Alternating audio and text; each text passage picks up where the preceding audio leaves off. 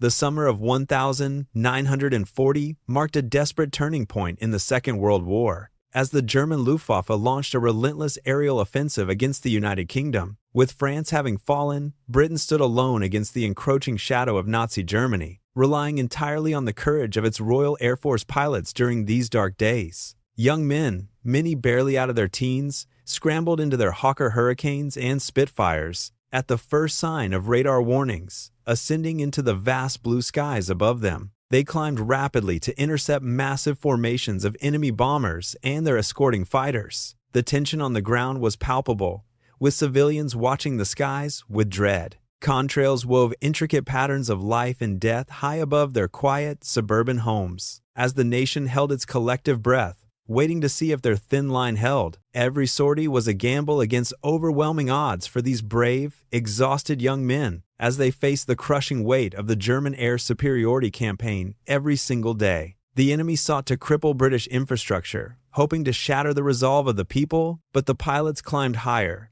their engines roaring against the silence of the summer air. Sunlight glinted off metal wings as the formations tightened, preparing for the inevitable, brutal clash. The smell of high-octane fuel and sweat filled the cramped, vibrating cockpits of the fighters. Below, the patchwork fields of England seemed peaceful, unaware of the carnage unfolding above them, while the radar operators tracked the incoming waves with frantic, precise movements of their hands. The sky turned into a canvas of smoke and fire as the first shots rang, echoing the desperate struggle for survival that defined the very heart of this island nation. Each pilot knew the risks, yet they pushed their throttles forward with unwavering, grim resolve, knowing that their sacrifice was the only thing standing between freedom and total, dark collapse. The German bombers loomed like dark clouds, their silhouettes stark against the bright, summer horizon, while the RAF fighters dove into the fray, their guns blazing in a desperate defense. Metal shrieked against metal as the battle intensified, turning the blue sky into chaos, and the fate of the entire world seemed to hang in the balance of this. The pilots maneuvered with grace and lethal intent, dodging tracers that cut through the air, their hearts pounding in rhythm with the rhythmic, mechanical heartbeat of their powerful aircraft engines. Down on the ground, children looked up, their eyes wide with fear and silent wonder, watching the brave defenders fight for their lives against the encroaching, relentless, and dark tide. The summer heat did little to cool the burning intensity of the aerial combat above, where every second counted and every mistake meant a tragic end for the young flyers. They fought not for glory, but for the safety of those they left behind below, weaving through the clouds like guardians of a fragile peace that was quickly slipping away. The roar of engines drowned out the birdsong, replacing the pastoral silence with mechanical fury, as the Luftwaffe pressed their advantage with cold,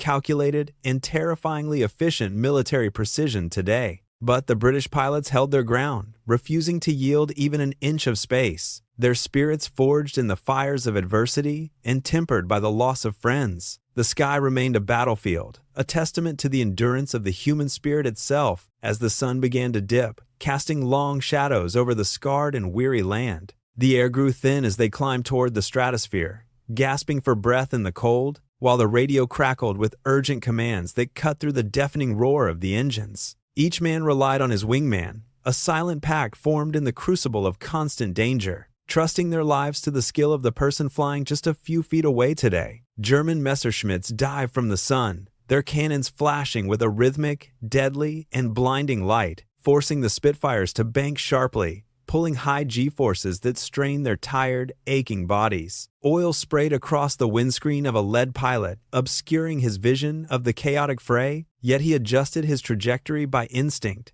guided by years of training and sheer, raw determination. The sky was a tapestry of smoke, tracer fire, and falling debris from shattered, burning metal machines, a grim reminder of the cost of defending the sovereignty of their small, defiant island home. Below, the coastal towns watched the dark plumes of smoke rising like pillars of black ash, praying for the safe return of the young men who flew into the heart of hell. The intensity of the engagement reached a fever pitch as the afternoon sun began to wane, forcing the enemy to break formation and turn back toward the safety of the occupied coast. Exhausted, the British pilots turned their battered planes toward the distant, welcoming sight of the airfield, their fuel gauges flickering low, signaling the end of another harrowing day of aerial warfare combat. They landed on the grass runways with shaky hands, the adrenaline slowly fading into deep exhaustion, climbing out of their cockpits to greet the ground crews who kept their machines flying daily. The silence returned to the countryside,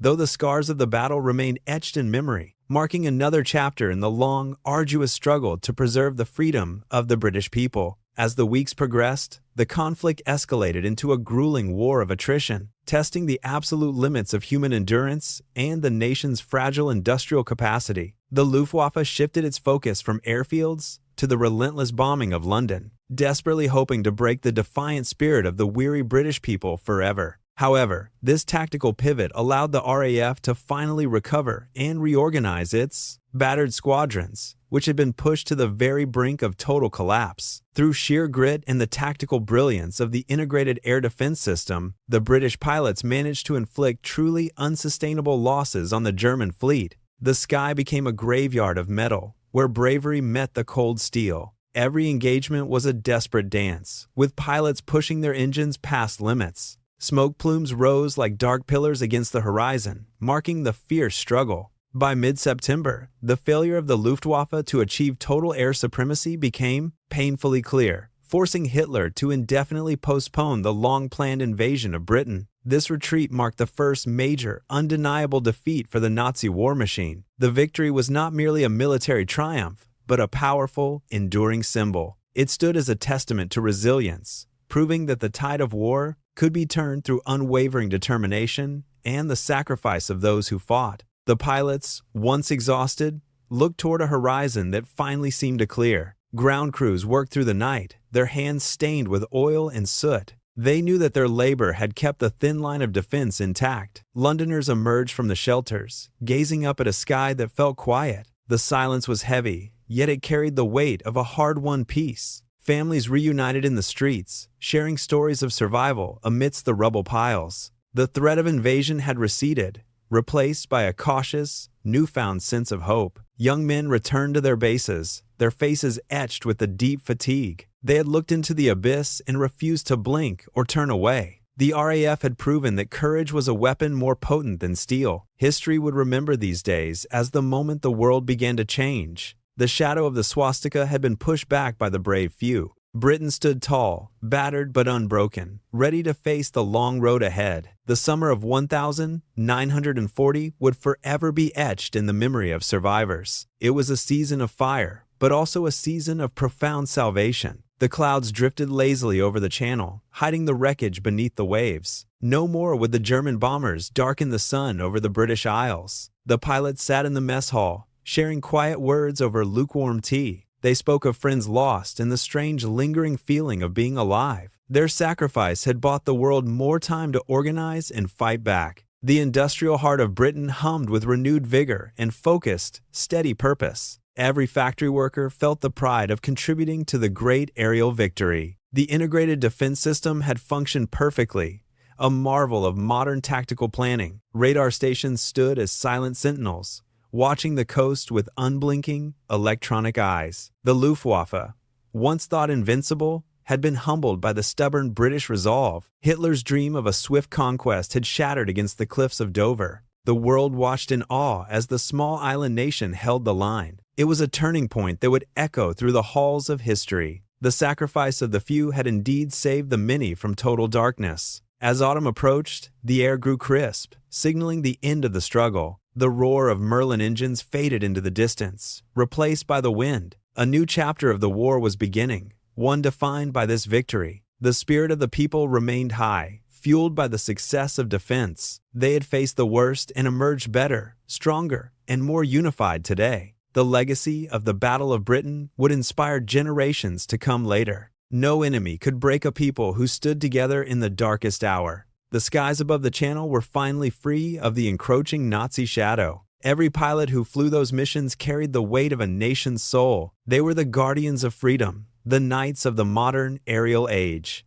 Their names would be whispered with reverence in the years that followed now. The victory was complete, a beacon of light in a world of war. Britain had survived, and with it, the hope for a free, democratic future. The war would continue, but the tide had turned in their favor forever.